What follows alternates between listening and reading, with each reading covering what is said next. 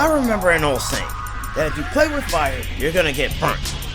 Not unless you're like these two fighters who literally control this dangerous element to better themselves, to protect the people closest to them. Like Prince Zuko, the Fire Nation's honorable rival to Avatar Aang, Last Airbender. Please stop interrupting me, Briefs. Thank you. And Roy, our boy Mustang, the Flame Alchemist from Fullmetal Alchemist. Bro! Oh, so it doesn't feel as good when you interrupt me now, does it? Personally, I don't take this level of disrespect, okay? Man, you... Never mind. Before we begin, we need to set some ground rules for this fiery matchup. Zuko, using sources from his timeline, including the main animated shows from Nickelodeon, the comics, games, the new Avatar fighting games, versions that are implied to share the same backstory. As for Roy, he gets the anime manga and the Netflix original adaptation, which also follows a similar backstory. Also, we'll factor in Sozin's comment for Zuko, and we'll explain why later. For now, he's on Cheetah and I'm Briefs. It's our time to see who has what it takes and who's built to survive the UCBL Ultimate Character Battle League. Water, Earth, Fire, Air. No Captain Planet meme? Okay then. It was not too long ago when the four nations representing these four elements lived together in peace and harmony. But everything changed when the Fire Nation attacked. Roku, who was the Avatar at the time, was once friends with Sozin, but that friendship ended after Roku learned about Sozin's plan to conquer the other three nations. After Roku warned him that if he ever crossed the line and attacked the other nations, he would face the consequences. And did Sozin listen? Hell no! In fact, Sozin went to Roku's island and the two fought Tekken 7 style near a volcano filled with toxic fumes. When Roku needed help, Sozin basically said nope and left them to die. With the Avatar out of the way, Sozin was free to continue his conquest. But little did he know, the Avatar would return to defeat the Fire Lord once and for all. Except this final battle would not be fought by Roku or Sozin, it would be fought by Avatar Aang, the last surviving air nomad, and Fire Lord Ozai, Sozin's successor. So Sozin was responsible for the air nomad massacre, so he survived. Now that Ozai was the new Fire Daddy, he continued his family's mission. And this dude is basically the Heihachi Mishima of the Avatar universe. Unc, why would you compare Heihachi to this monster voiced by Luke Skywalker? Because, like the patriarch of the Tekken franchise, Ozai ruled with an iron fist. Also like Heihachi, he was terrible at being a dad. He had a wife and two children, but he treated his wife horribly, favored one child Azula, and despised his son Zuko. Zuko did not have the best childhood. His sister and father abused him emotionally. And as Zuko and Azula grew older, things only got worse. Manipulation, ridicule, deception, you name it. Ozai even made one of the coldest statements in the entire series. He says she was born lucky. He says I was lucky to be born. Oh my god, bro! What a jerk! A real dirtbag even. On top of that, Zuko's mother was exiled when Zuko was 13 years old. And unlike Kazuya, who got thrown off a cliff and survived because of the Devilish Trio, Zuko's punishment was much more personal. When Zuko questioned a Fire Nation general's cruel plan, his own father challenged him to an Agni Kai, a fire nation. Ozai won and permanently scarred Zuko's face with his firebend. And I thought Todoroki had it bad. This is one of the most messed up things you can do to someone, especially your own son. To this day, it's still one of the darkest moments in the franchise, especially for Zuko. On top of that, he was exiled and told the only way he could return home was by capturing the Avatar. His Uncle Iroh stayed with him through all of this, guiding him during his long journey. And being a prodigy himself, Zuko had all the skills needed to hunt down the Avatar and try to restore his honor. Zuko's firebending is based on real-world martial arts, specifically Northern Shaolin Kung Fu. That makes him an expert in hand-to-hand combat, and he uses his bending to create fire jets for mobility. Later in his redemption arc, he learns lightning redirection from his uncle Akuma. And thanks to his firebending training, he has resistance to extreme heat, though not extreme cold. His tactical battlefield adaptation also helped him to capture Aang more than once, even if he failed more than one step. He also studied the original firebending style from dragons, which helped him to regain the true meaning of fire. Later, he helped Aang learn firebending too, because Aang needed to master fire along with the other elements. Whoops! Sorry about that. I was just learning how the firebending styles work. Where did you get that rock? I got it from the Paramount Plus shop. I haven't been able to use it in a while, so I figured I'd bring it out for a matchup like this. It's nothing really. I mastered it already. Oh, I had it burned down. In addition to his mastery of the Twin Dial swords during his Blue Spirit days, Zuko had performed several firebending attacks from the show's comics and games. Fire Spin, Dragon Breath Barrage, Fire Dash, and advanced combo streams keep opponents on their toes. Especially that Fire Web too. Not that he's into that S&M nonsense. And even without firebending, he can go full Power Ranger and fight with pure martial arts and swordsmanship. Zuko has some impressive feats, like breaking chains with a single kick, acting the arrows, projectiles, and bending attacks, and fighting multiple elite Fire Nation soldiers. His true growth came when he finally realized he didn't need his father's approval to restore his honor. After returning to the Fire Nation because of Zuko, Zuko eventually left again, this time to help train Aang so that he could defeat Ozai and end the war. This wasn't easy for Zuko, especially with Azula getting even crazier than before. We're talking full-blown Jurihan levels of crazy. Zuko and Azula fought multiple times, and in the end, it took Katara's help to finally defeat him. Ozai was defeated, Zuko became Fire Lord, and he helped build a better future. He even aided Avatar Korra later in life. His legacy continued long after with a statue made in his honor. Yes, we're not going to mention that he had a death battle with Shoto Todoroki from My Hero Academia, huh? It was the love of his mother, his uncle, and his new friends that inspired Zuko's character development. His trauma and abuse did not define the man he became. With him as the new Fire Lord, Zuko and Aang finally helped bring peace and balance to the four nations. Nostalgia. And he also had an agony count with SpongeBob of all people and raced against Sonic in Crossworlds. Zuko is gonna learn chaos control from Shadow next. Ow! Don't ruin the moment. I am the Fire Lord. I will win this for my honor. Humankind cannot gain anything without first giving something in return. To obtain something of equal value must be lost. That is alchemy's first law of equivalent exchange. To the Elric brothers, this is the one and only truth when it comes to alchemy. To Colonel Roy Mustang, the truth of Al's statement is too close to home. Orphaned at a young age, Roy was raised by his paternal aunt, Chris Mustang, also known as Madam Christmas. Showing early affinity for alchemy, he was taken in by Master Alchemist Berthold Hawkeye.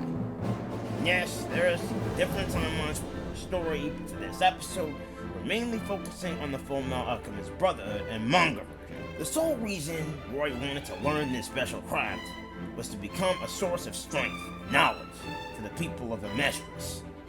When he got older, Roy left his master and joined the state military with the goal of becoming a state alchemist, which is basically a fancy way of saying he wanted a military desk job, next to his bro for life main seals.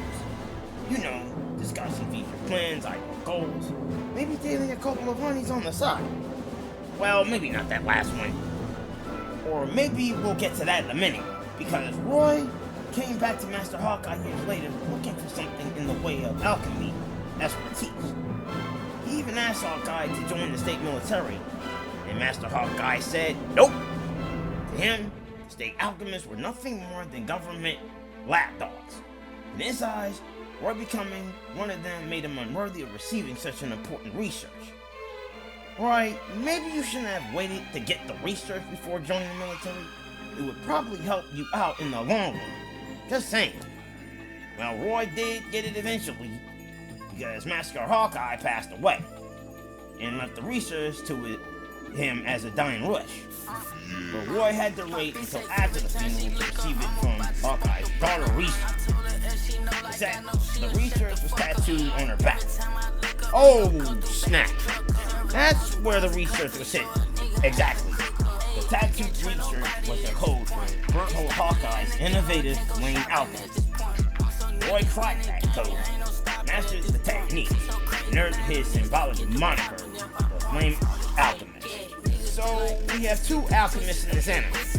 The little guy with the full metal arm who got pacified by Aang, and Roy, our boy, who is technically not named after the other Roy from Nintendo's Fire Emblem, who has a sword in Super Smash Bros. Why are you looking at me like that? Hey, I didn't say a word. Well, you were thinking it. Well, I was thinking how special this flame alchemy really is. I'm on fire! I'm on fire! Stop, drop, and roll! Stop, dropping! Wow. Since when did we get Fire 60 systems installed? We got them installed weeks ago. 2 or 3 weeks at most. You know, just in case of emergencies like this. Well, fire safety is important. Next, we need to get Smokey the Bear for a matchup on this show. And anywho, thanks to his exceptional leadership, Roy became both a major and a colonel, serving during the brutal Isfal Civil War. This conflict was ordered by Führer King Rat, who in reality was a homunculus created by Father. Father himself was a full-fledged homunculus, one of many unofficial things powered by the Philosopher's Stone. Where did you get that? I got it from the world of Frieza vs. M. Bison and took the souls of that world too, because this is what it requires. Souls are needed for these beings to exist, and if the stone is destroyed, a homunculus can die as well. Dude, why would you do that? That is unethical. It's science, Grace. No big deal. No big deal. Moving on. Of course, Roy would put these abilities to work during his deadly encounter with the homunculus Lux. We believe was connected to the murder of his bro Meiji. Roy used firestorms, explosion bursts, precision combustion attacks to burn Lux until she couldn't regenerate anymore. And it didn't stop there. He later battled Envy, another homunculus who confessed to murdering Hughes. Turns out Envy was the real killer, not Lux. Earlier in his career, Roy also survived operations during the Isfal War. This man generated building-sized firestorms, fought multiple homunculi, and he did all that by snapping his fingers and doing his steps like Little John in the East Side Boys. You could say that he got that super hot fire, eh? Hey, I thought it was funny. Eventually, the final battle commenced against Father with Edward Alphonse, Roy, Risa, and others fighting to stop him. They won the battle and the war, but Roy suffered serious injuries to his eyes. In the manga and Brotherhood, Roy eventually regains his eyesight through the use of a Philosopher's Stone so that he can continue working to rebuild Isfal and reform Amestris. In the original anime timeline, Roy and his subordinates also hard at work trying to change his following policy, and Roy becomes a general 2 years later. No matter the version, Roy Mustang's goal remains the same: to rise through the military and change his country from the inside. Now, no one knows exactly what happens to Roy after the anime and manga ended, but one thing's for sure: one snap from Roy's fingers and you're as good as cooked. Enough said. You were stupid enough to confess, and even more stupid to boast. Everything you've said is fuel on your funeral pyre. So then, I think I'll begin. With burning out your tongue! Now that the data analyzed, only one question remains. Will Zuko show Roy just how honorable he is, or will the Flame Alchemist snap his fingers and barbecue this prince of the Fire Nation in the name of duty? Today, we shall see who gets cooked as we Get ready for the next battle. Get back here! I'm not done with you!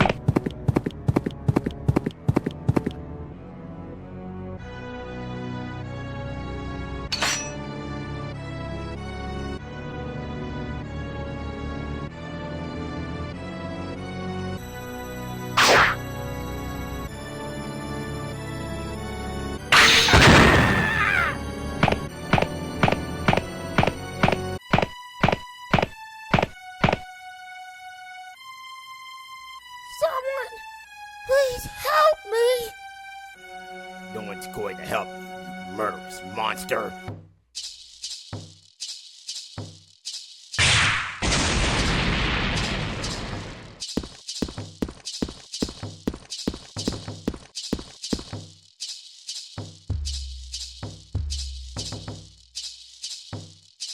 I'm only going to say this once. Leave her alone!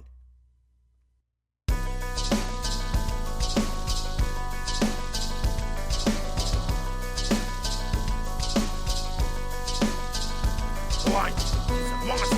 Stand aside. Walk away now, fool!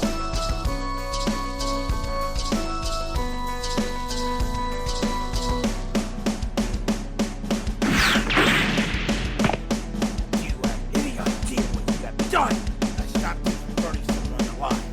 Trust me, you know what it's like to be a bad guy. Fighters ready. Engage.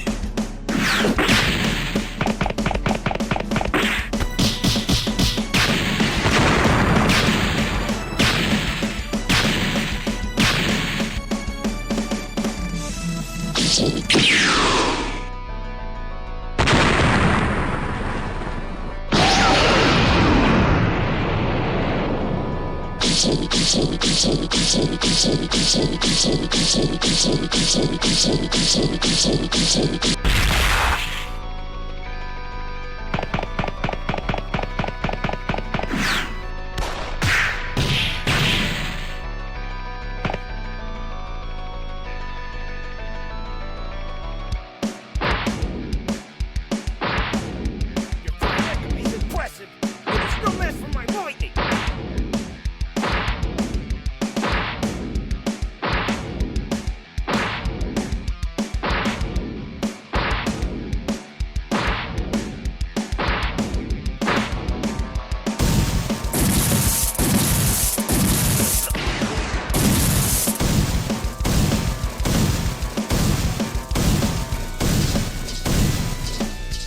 Back.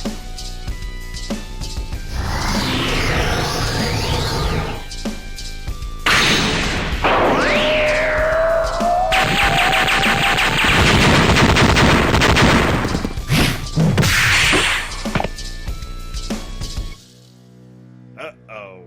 Roy's in trouble now.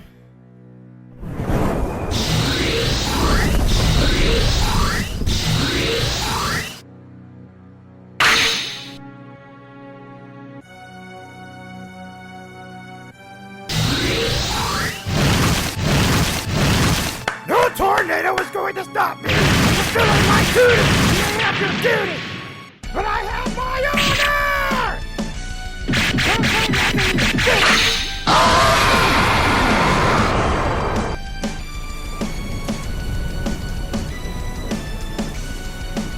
I know.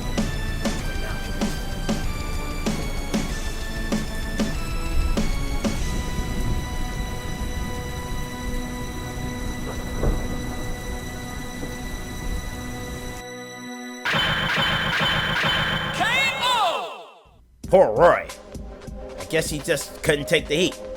Oh well, Zuko was absolutely on fire today. Yet, this wasn't a perfect victory for Zuko by any means, and we have 4 categories to explain why. Let's start with adaptation. While Zuko learned from multiple bending philosophies, adapted Earth Kingdom techniques into his fighting style, masters the original Dragon Fire bending, battlefield opponents like Azula, Zao, Combustion Man, and many others, where his military background made him a brilliant battlefield strategist.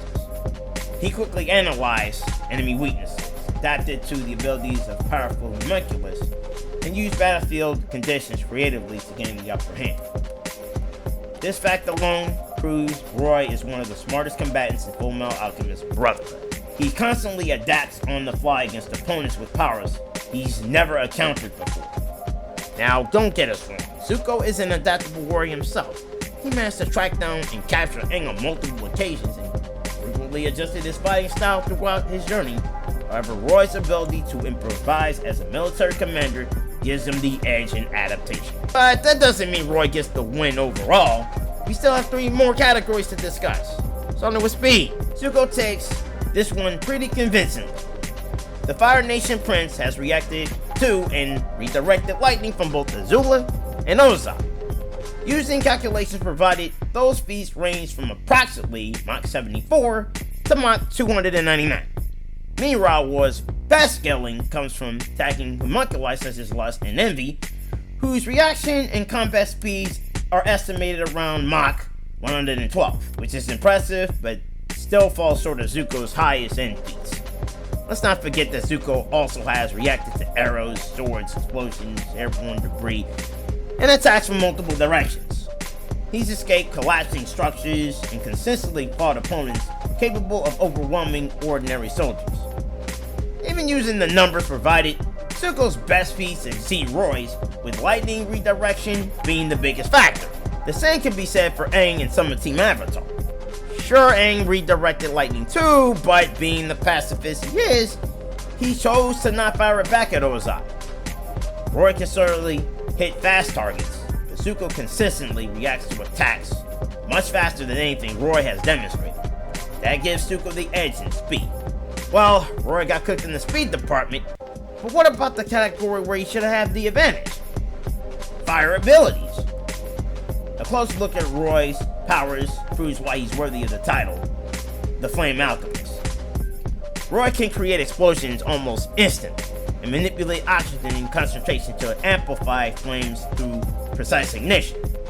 This gives him incredible battlefield control and allows him to target enemies with devastating precision. Problem? He's fighting an expert firebender. Zuko brings a whole arsenal to the table. Fire generation, fire manipulation, fire shields, fire jets, fire whips, range fire blasts, lightning direction. That's more than enough to challenge Roy's flame alchemy. The biggest issue for Roy is that Zuko's entire combat style was built around fighting other fire users. Roy may create fire differently, but he's still fundamentally a fire-based combatant, which is not the same thing as Thanos snapping half of the Marvel Universe anyway, but that's a discussion for another episode. Roy can ignite flames. Zuko can create them, shape them, redirect them, block them, amplify them, even propel himself through the air with them. That is simply a much broader toolkit. And before anyone asks, no! We're not counting just soak Zuko with water as a win condition. Roy's ignition gloves are just as vulnerable to getting wet. Roy can fight hand-to-hand, sure, but Zuko is a trained martial artist with years of experience in Kung Fu-inspired combat, which brings us to versatility. While Roy's flame alchemy gives him precision explosions, area of effect blasts, environmental ignition, Zuko brings a much wider variety of options to the battlefield. Fire shields, fire streams, fire blasts, mobility techniques, dual sword combat, close range combat, long range combat, the list goes on. Let's look at it from this perspective. Roy's versatility is largely tied to one core technique, flame alchemy. Zuko meanwhile has hand-to-hand combat, swordsmanship, offensive firebending, defensive firebending, mobility options, lightning countermeasures, stealth and infiltration experience, and years of adapting his fighting style to different opponents. If Roy loses access to his gloves or favorable conditions, his options shrink dramatically. Even then, Zuko remains dangerous regardless of the situation. That gives him the Fire Nation Prince the final edge in versatility. Fire-based matchups are often difficult to decide because every pyrotechnic fighter uses fire differently. But when it comes to Zuko and Roy, the deciding factor becomes pretty clear.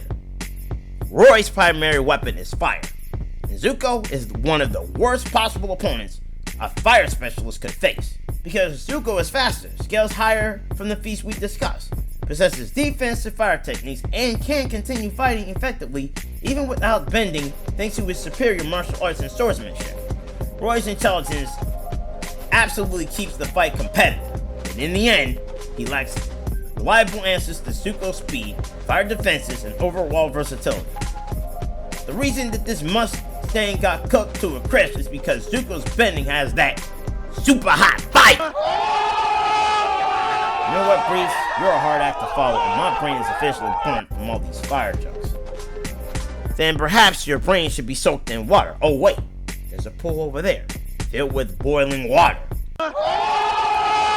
Whatever, man. The winner of this UCBL matchup is the Prince of the Fire Nation, the Fire Lord himself, Zuko. And I'm never trying these fire puns again. And if I do, I'm calling Smokey the Bear. Because only you can prevent forest fires. How about you? I don't have a comeback for that. When we return to the UCBL Ultimate Character Battle League.